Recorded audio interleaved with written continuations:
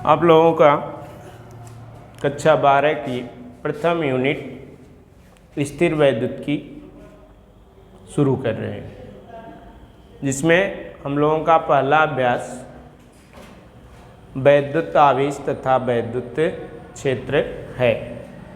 ठीक है, इसके बाद हम लोग आते हैं वैद्युत आवेश पर। वैद्युत आवेश क्या है? तो आज से लगभग 2500 वर्ष पूर्व यूनान देश के वैज्ञानिक थेल्स थे, जिन्होंने अंबर नामक पदार्थ को ऊन से या फर से घर्षण किया। तो उन्होंने देखा कि यह हल्के कागज, तिनके इत्यादि को अपनी ओर आकर्षित करने लगता है। लेकिन इस बात को लगभग 2000 वर्षों तक कोई महत्व नहीं दिया गया।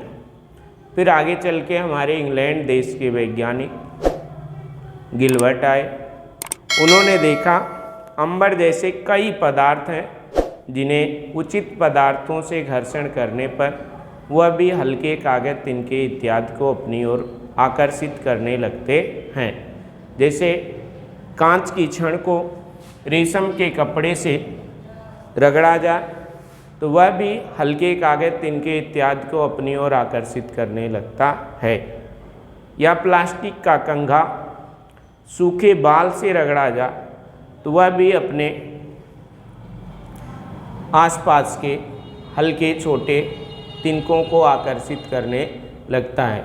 इस प्रकार गिलबर्ट ने देखा कि ऐसे कई पदार्थ हैं जिन्हें उचित पदार्थों से घर्षण किया जाता है तो वह हल्के कागज, तिनके इत्यादि को अपनी ओर आकर्षित करने लगते हैं। लेकिन तभी कहा जाता है कि यह जो है पदार्थ आवेश को क्या किया है, ग्रहण कर लिया है, या वैद्युतमय हो गया है, या क्षण हमारी जो है आवेशित हो गई है। लेकिन गिलबर्ट इस बात का खंडन नहीं कर पाए कि आवेश एक प्रकार का होता है कि आवेश दो प्रकार का होता है। इसके बाद सन 1750 ईस्वी में अमेरिकन वैज्ञानिक फ्रैंकलिन आए। उन्होंने दो कांच की छड़ लिए और उसको एक धागे से लटकाकर रेशम के कपड़े से घर्षण किए। ठीक है, उन्होंने दो कांच की छड़ लिए और कांच की छड़ को रेशम के कपड़े से घर्षण किया और इसके बाद इनको स्टैंड पे दोनों को एक धागे की सहारे से लटका दिया। फिर उन्होंने दो छड़ एबोनाइट की लिया और एबोनाइट की छड़ को बिल्ली की खाल से रगड़ा। कांच की छड़ को उन्होंने किससे रगड़ा था? रेशम के कपड़े से। और एबोनाइट की छड़ को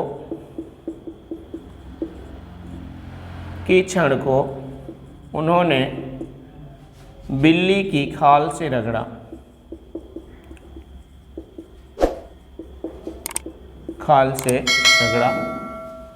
और इन छड़ों को उन्होंने जो है धागे की सहारे से लटका दिया। फिर इसके बाद उन्होंने दोनों कांच की छड़ों को जब पास पास लाए तो दोनों छड़ें एक दूसरे को प्रतिकर्षित करने लगी, अर्थात दोनों छड़ें एक दूसरे को दूर हटाने का प्रयास करने लगी।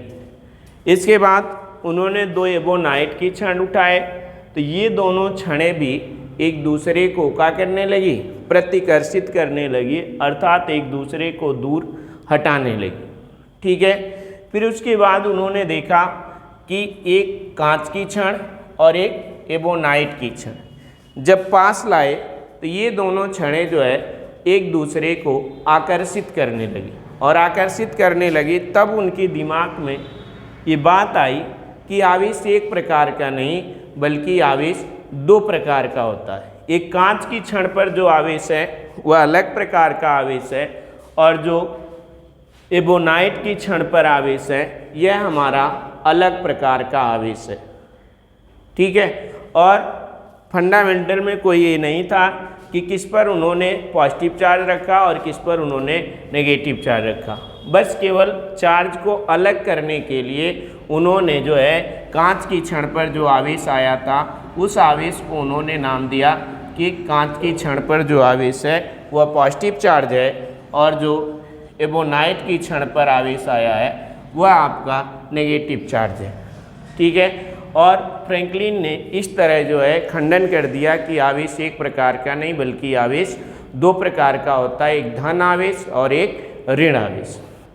लेकिन उन्होंने क्यों जो है कांच की छड़ पर पॉजिटिव चार्ज माना और एबोनाइट की छड़ पर नेगेटिव चार्ज माना, इसकी कोई में रूप से फंडामेंटल में कोई परिभाषा या कोई कारण नहीं है। बस केवल वो आवेशों को अलग करने के लिए एक पर पॉजिटिव चार्ज माना एक पर नेगेटिव। और जब फ्रैंकलिन ने बताया था कि आवेश दो प्रकार के होते हैं तब इलेक्ट्रॉन की खोज नहीं हुई थी, तब इलेक्ट्रॉन की खोज नहीं हुई थी। जब आगे चल के जे थॉम्सन ने इलेक्ट्रॉन की खोज किए तब जो है आवेश कैसे आता है एक वस्तु पर उसकी व्याख्या की जा सकी।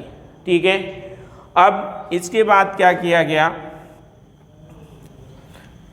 जैसे दो वस्तुओं को जब घर्षण किया जाता है तो सबको पता है प्रत्येक पदार्थ जो है परमाणुओं से मिलकर बना होता है, जिसके केंद्रीय भाग में एक धन आवेशित नाभिक होता है जिसके चारों ओर इलेक्ट्रॉन विभिन्न कक्षाओं में चक्कर लगाते हैं।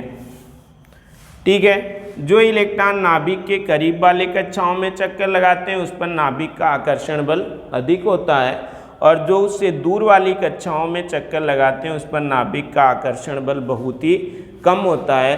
अर्थात नाभिक के आकर्षण बल से वो आबद्ध होते हैं लेकिन उन पर आकर्षण बल बहुत ही कम होता है। और जब एक वस्तु को दूसरी वस्तु से घर्षण किया जाता है तो जिसका इलेक्ट्रॉन घनत्व ज़्यादा होता है या दूसरे शब्दों में कहा जाए तो उस पर नाभिक का आकर्षण बल बहुत कम होता है, तो उस वस्तु से इलेक्ट्रॉन निकल के दूसरी वस्तु में चले जाते हैं। तो जिस वस्तु से इलेक्ट्रॉन निकल के वस्तु में जाते हैं जिसमें से निकलते हैं उस पर पॉजिटिव चार्ज आता है और जिस वस्तु में इलेक्ट्रॉन जाते हैं उस पर नेगेटिव चार्ज आता है।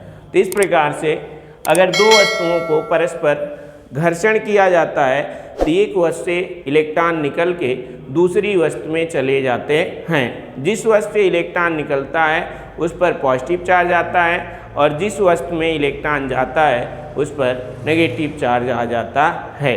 इस प्रकार आवेश एक प्रकार का नहीं बल्कि आवेश दो प्रकार का होता है, धनावेश और ऋणावेश।